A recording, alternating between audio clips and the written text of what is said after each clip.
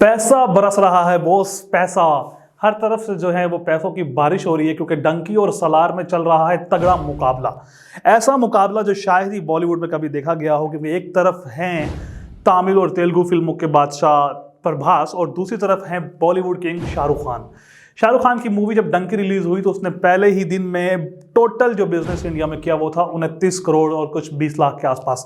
मतलब 29 करोड़ का फिगर जो है उन्होंने टच किया। राजकुमार हिरानी की फिल्म थी। राजकुमार हिरानी की इंडिया में इतनी बड़ी ओपनिंग इससे पहले तकरीबन संजू में हुई थी। संजू ने पहले ही दिन 35 करोड़ रुपए कमाए थे। तो सलार से इतनी बड़ी फिल्म से डंकी का मुकाबला शायद संजू के आगे कुछ भी नहीं है, क्योंकि सलार ने तो उखाड़ के रख दिया, बहुत पिछाड़ के रख दिया। सलार ने बताया है कि बॉलीवुड किंग की जो बादशाहत है वो ख़त्म हो रही है। अगर बात की जाए सलार की ओपनिंग की, तो सलार की ओपनिंग में सिर्फ उसकी जो प्री बुकिंग थी वही अच्छी खासी धांसू उसकी ओपनिंग थी। लेकिन क्योंकि सलार है तेलुगु और तमिल फिल्मों और दूसरी उनकी ज़ुबानों में, तो वहाँ से ज़्यादा अर्निंग हुई है। पहले दिन जब शाहरुख खान की फिल्म आई तो छुट्टी वाला दिन बिल्कुल नहीं था और ना ही कोई क्लैश था। इसके बावजूद डंकी ने जो है वो 29 करोड़ से बड़ी ओपनिंग की। अब अगर हम देखते हैं इस टाइम बड़ी बात हो रही है कि सलार ने जो है वो 256 करोड़ कमा लिए हैं, तो ऑलमोस्ट तकरीबन 300 करोड़ कमाने वाली है। लेकिन शाहरुख खान अभी सिर्फ 150 160 के आसपास घूम फिर रहे हैं। तो इसकी एक रीज़न ये भी है, यहाँ ये समझने वाली बात है कि शाहरुख खान की फिल्म लगी हुई है सिर्फ हिंदी ज़ुबान में, और हिंदी जहाँ बोली और सुनी जाती है वहाँ पर चल रही है। लेकिन सलार जो है वो चल रही है इस टाइम 5 बड़ी बड़ी ज़ुबानों में।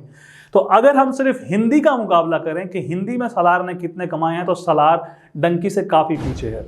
मतलब शाहरुख खान की हिंदी सिनेमा पर अपनी बादशाहत बरकरार है।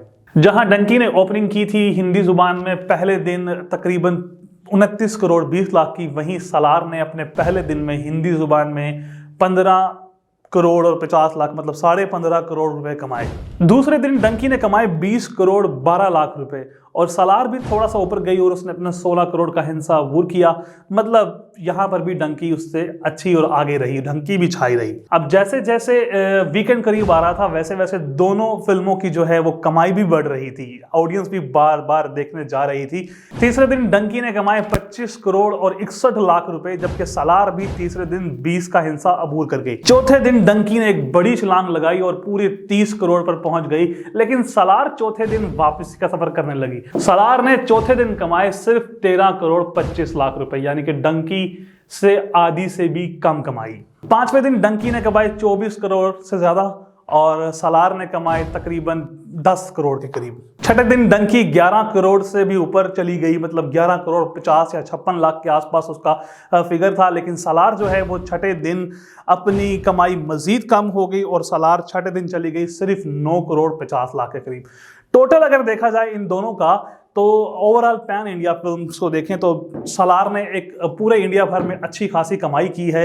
वो अपनी पहले 4 दिन ही अगर हम देखें तो डंकी की पूरी लाइफ टाइम की कलेक्शन उसने हासिल कर ली थी, क्योंकि सलार सिर्फ 4 दिन के अंदर 280 करोड़ रुपए कमा चुकी थी, जबकि डंकी 4 दिन में सिर्फ और सिर्फ 120 या 22 के आसपास थी। अब अगर देखा जाए पूरा एक वीकेंड गुजर चुका है, छुट्टियां, क्रिसमस की छुट्टी चली गई है, ऑलमोस्ट 9 दिन हो चुके हैं। 9 दिनों में सलार अपना 300 का हिस्सा भी अबूर कर चुकी है और शाहरुख खान की डंकी अभी सिर्फ 170 के राउंड अबाउट घूम फिर रही है।